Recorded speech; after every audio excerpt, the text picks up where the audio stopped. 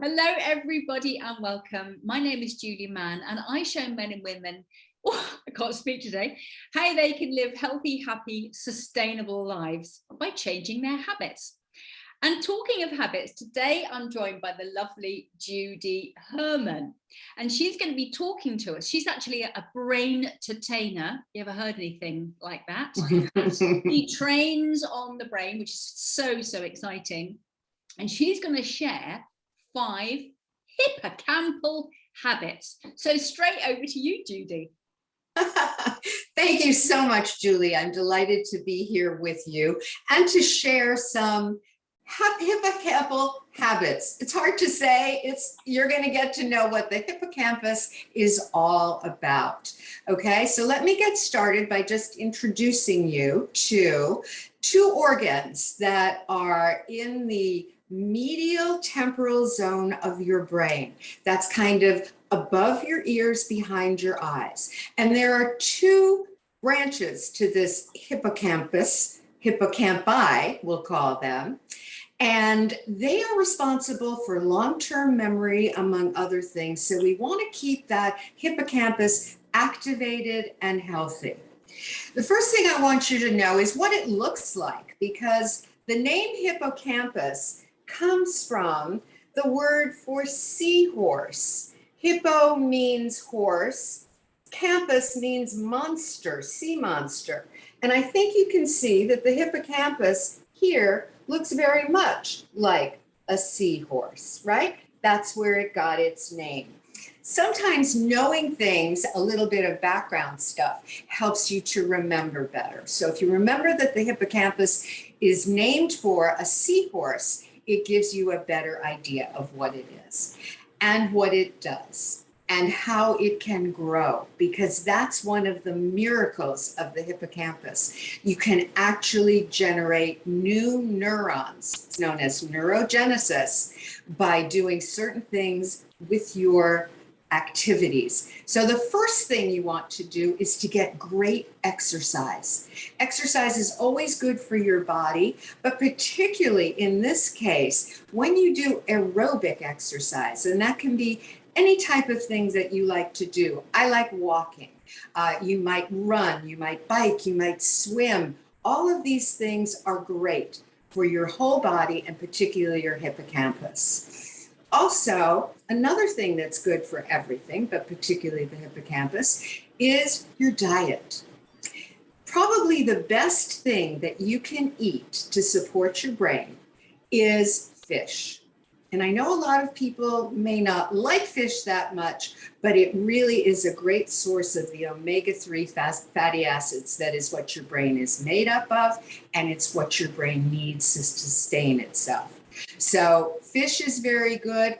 Also try to include some antioxidants into your diet, particularly one of my favorites, and I'm going to show you right now because I've got it, blueberries. Blueberries are a super fruit.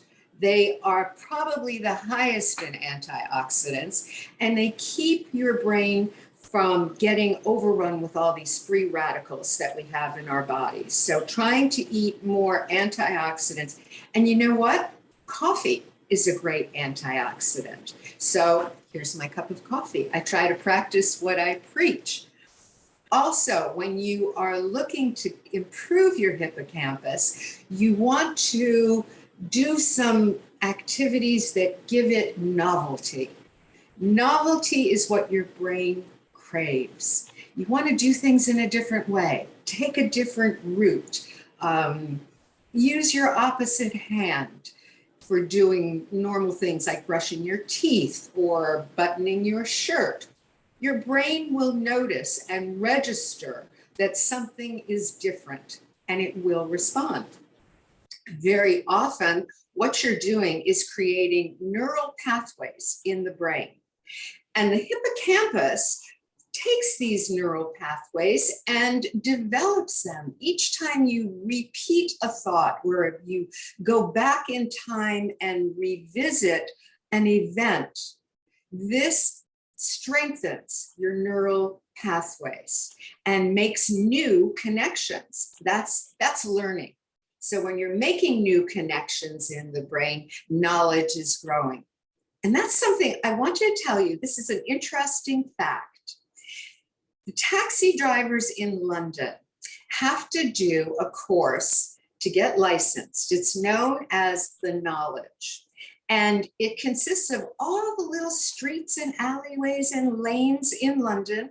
And they are tested on remembering the best route from one place to another.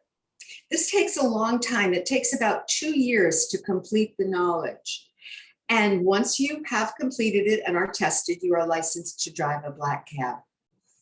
But scientists were interested to see if this made any difference actually in the brain, collecting all this knowledge.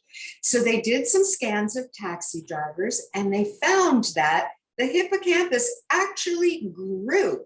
It grew physically because of the learning that it had been responsible for.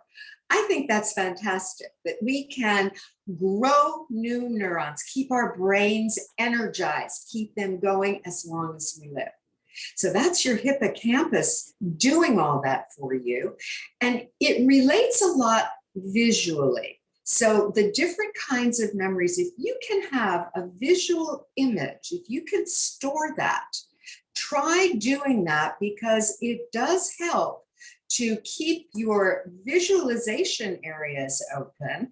And I'm going to help you with that word hippocampus. Here's a good visual for you.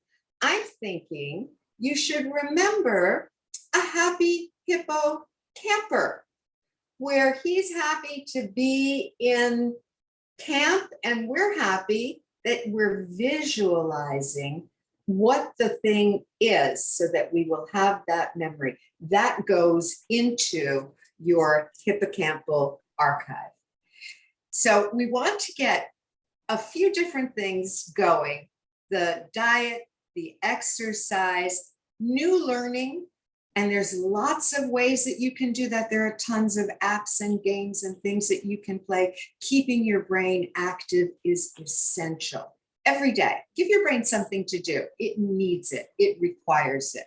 And the last thing I can say about keeping your hippocampus, your brain, and your body healthy is to try to minimize stress.